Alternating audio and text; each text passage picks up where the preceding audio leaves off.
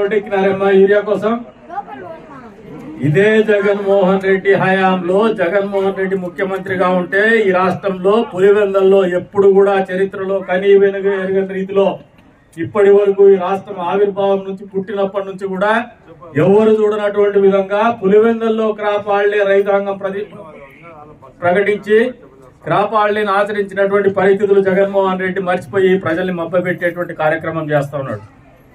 ఈ రోజున మీరు ఒకసారి ఆలోచన చేయండి. కదిర్లో ఇందాక చైర్పర్సన్ గారు చెప్తా ఉన్నారు, ఇక్కడ వర్షం వస్తే నీళ్లు ఎక్కువ వస్తాయని. వర్షం వస్తే నీళ్లే వస్తాయి, బంగారు రాదు. మామూలుగా మిమ్మల్ని మీ మహిళలు ఎంత బలంగా తయారైతా ఉన్నారంటే, వదినమ్మ చైర్పర్సన్ సిద్లగట్ట ఆమె కన్నడ బాగా మాట్లాడుతుంది, ఉర్దూ మాట్లాడుతోంది. ఈ మధ్య చైర్పర్సన్ అయినాక తెలుగు కూడా బ్యాటింగ్ చేయబట్టింది. ఆయమ్మ ప్రజా సమస్యల మీద చర్చిస్తా ఉంది. ఇది మంచి మార్పు. ఇది ఈ రకంగానే ఎదగల, ఈ రకంగా ఆలోచన ఉండాల, మహిళల్లో ముందుకు రావాల.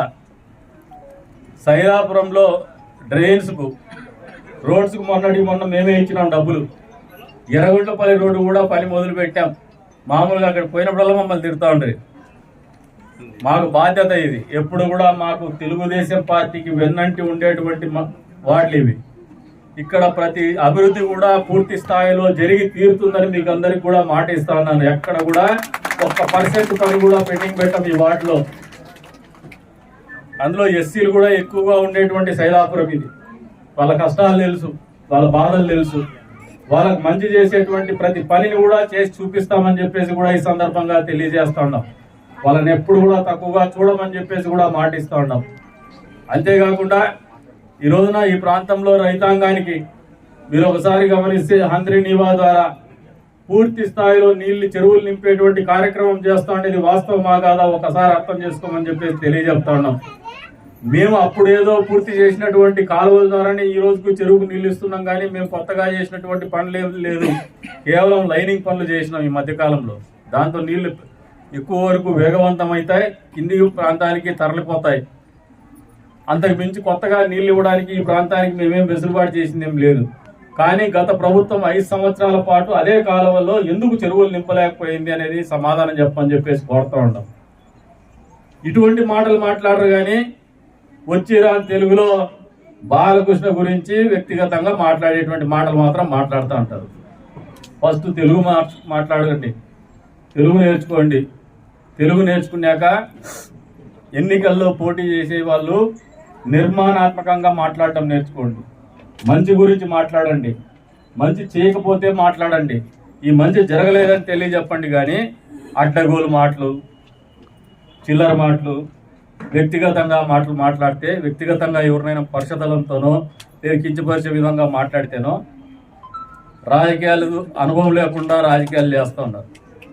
ప్రజలు ఎప్పుడు శాంతి కాముకులు, ప్రజలు ఎప్పుడు మంచి ఆలోచన చేస్తూ ఉంటారు, ప్రజలు ఎప్పుడు అభివృద్ధికి తోడ్పడతారు, ప్రజలు ఎప్పుడు ఓర్పు సహనానికి వెన్నుదన్నుగా ఉంటారు. అదే దానికి ఉదాహరణే మొన్న జరిగినటువంటి సార్వత్రిక ఎన్నికల ఫలితం. చంద్రబాబు నాయుడు గారిని నిండు సభలు అవమానించిన, కంట్లో నీళ్లు పెట్టుకోలేనా ఓర్పుగా ప్రజల మధ్యనే ఉన్నారు, కానీ వ్యక్తిగతంగా ఎవరిని దూషణ చేయలే ఆయన. అందుకే అత్యంత ప్రజాదరణతో, అత్యధికమైనటువంటి ఓట్లతో, సీట్లతో మళ్ళీ ఆయన అధికారంలోకి కూర్చోబెట్టినారు. మహిళలు, పిల్లలు, వృద్ధులు, యువకులు, యువకులు అందరూ కూడా, ఉద్యోగ వర్గాలు, ఉపాధ్యాయ వర్గాలు అందరూ కలిసికట్టుగా మళ్ళీ అధికారంలోకి తీసుకొచ్చేసి ఈయనైతేనే ఈ రాష్ట్రాన్ని గాడిలో పెడతారని చెప్పేసి ఆలోచన చేస్తారు. మరి ఇన్ని రకాలుగా మంచి చేసేటువంటి ప్రభుత్వం యొక్క ఆలోచనలు మీరు అందరూ సహృదయంతో అర్థం చేసుకోమని చెప్పేసి కూడా కోరుతా ఉన్నాను. ఈ మంచి అనేది ఇక్కడితో ఆగిపోదు. ఇంకా చాలా మంచి చేసేటువంటి కార్యక్రమాలు ప్రభుత్వం యొక్క ఆలోచనలో ఉన్నాయి. ఆ ఆలోచనలు కూడా ఆచరణలోకి రాబోతున్నాయని చెప్పేసి కూడా ఈ సందర్భంగా తెలియజేసుకుంటూ, ఈ రోజున ఇక్కడికి వచ్చినటువంటి ప్రతి ఒక్కరికి కూడా వచ్చే రోజుల్లో అంత పండగ సీజనే.